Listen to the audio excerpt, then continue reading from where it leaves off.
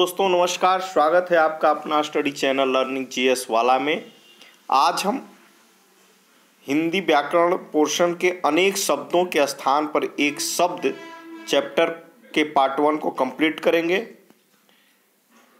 तो यह वीडियो हिंदी सामान्य हिंदी की तैयारी करने वाले प्रतियोगी परीक्षार्थियों के लिए इम्पोर्टेंट है।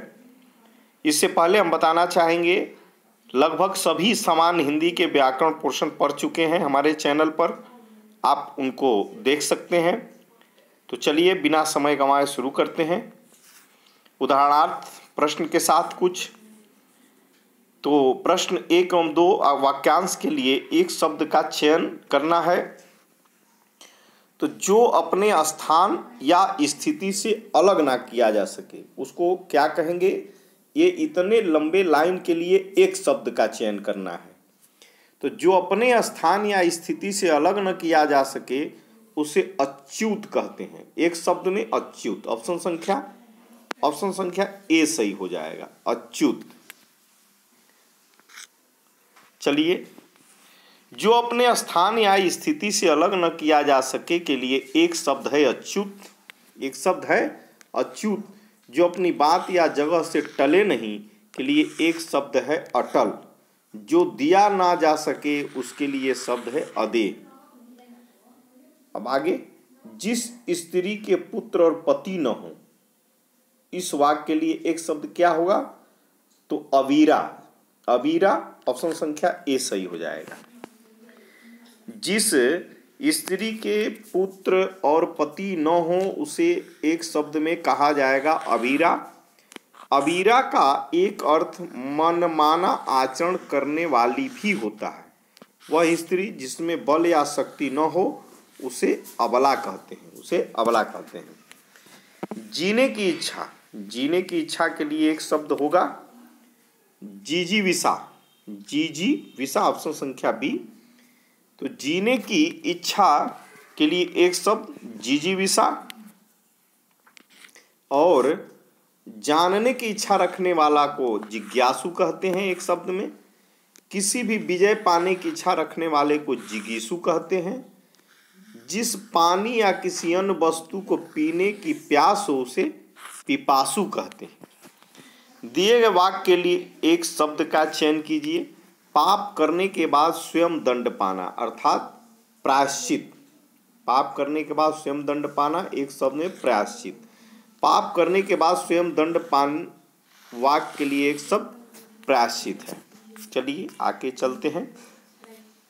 वाक्यांश का एक शब्द बनाइए। जिसके हृदय में ममता नहीं है वह कहलाता है निर्मम। ऑप्शन संख्या ए। जिसके हृदय में ममता नहीं है उसे कहते हैं निर्मम। जिसे दया न हो उसे कहते हैं निर्दय। इसी प्रकार जिसे भय न हो उसे कहते हैं निर्भय। पूरब और उत्तर के बीच की दिशा एक शब्द होगा ईशान कोण। ईशान कोण या ईशान दिशा। तो ये देखिए, आज आप चारों जो कोने वाले दिशा होते हैं उसको जान जाइए।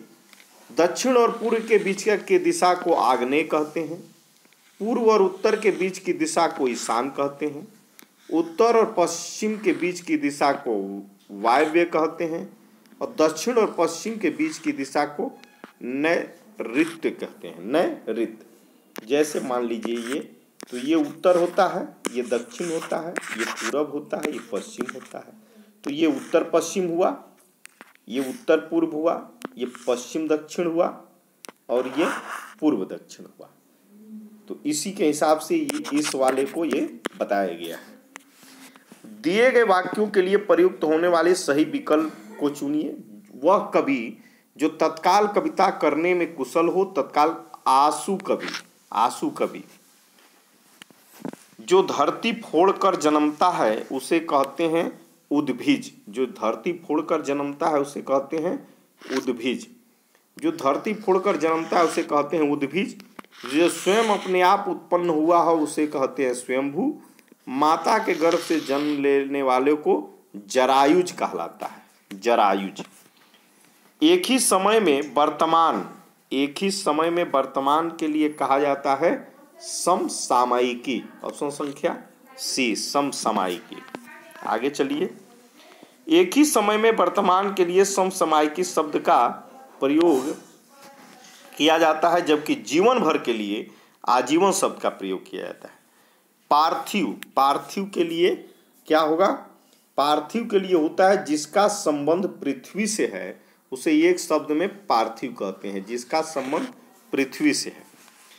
जिनका प्रयोग निश्चित शब्द समुदाय या पूरे वाक्य का अतिरिक्त भावार्थ प्रदान करने के लिए होता है, उसे कहते हैं निपात। उसे कहते हैं निपात। ऑप्शन संख्या डी।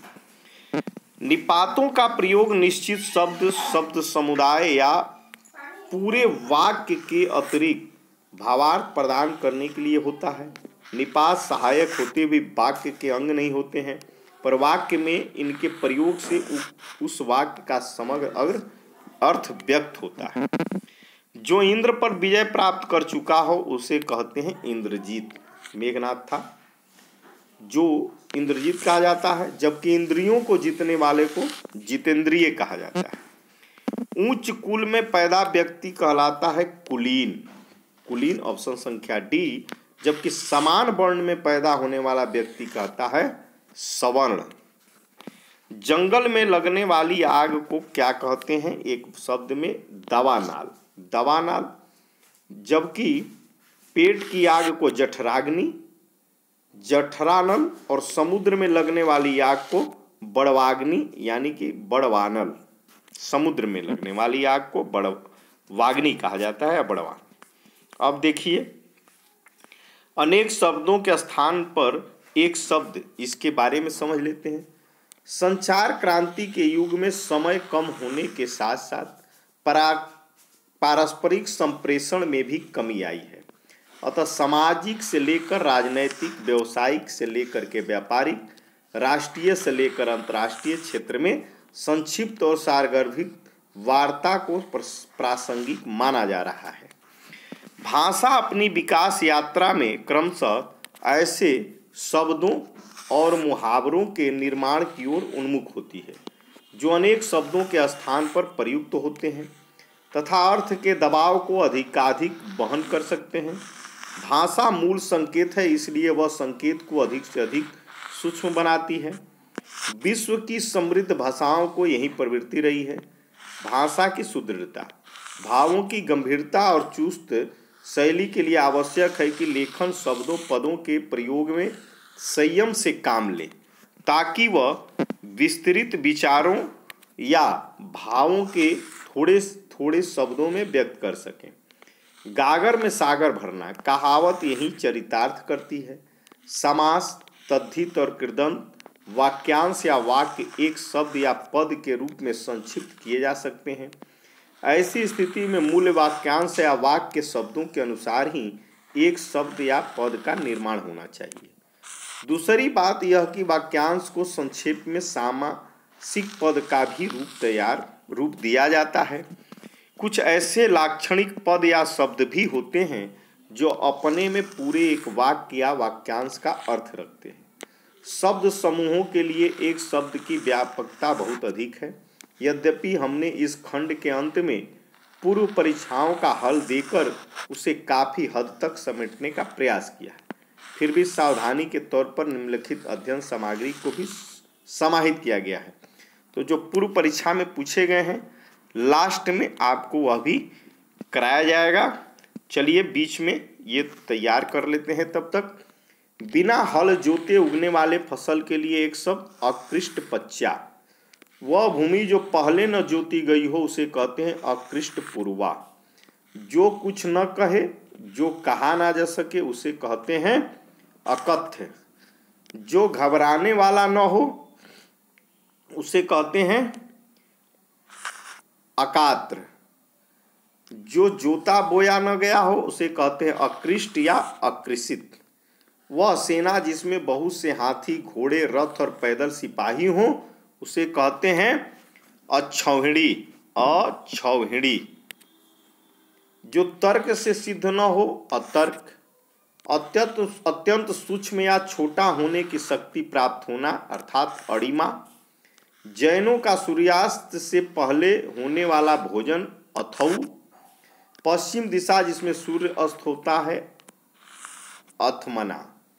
वह जिसने किसी से ऋण लिया हो अधमरणा। वह वस्तु जिस पर अधिकार जताया जाए अध्यर्थ। जिसकी कीमत कम हो अंधर्य। ये काफ़ी इंपॉर्टेंट सभी हैं, इसे याद कर लीजिएगा, एग्जाम में खूब पूछता है। जो वश में न हुआ हो अनायत। ऐसी प्रशंसा जिससे निंदा का भाव निकले अपस्तुति। जिसे मारन उचित न हो, जिसे कोई मार न सके अवध्य या अघन्या। वह बात या भाव जिसे प्रकट करने की इच्छा हो अभिप्रेत।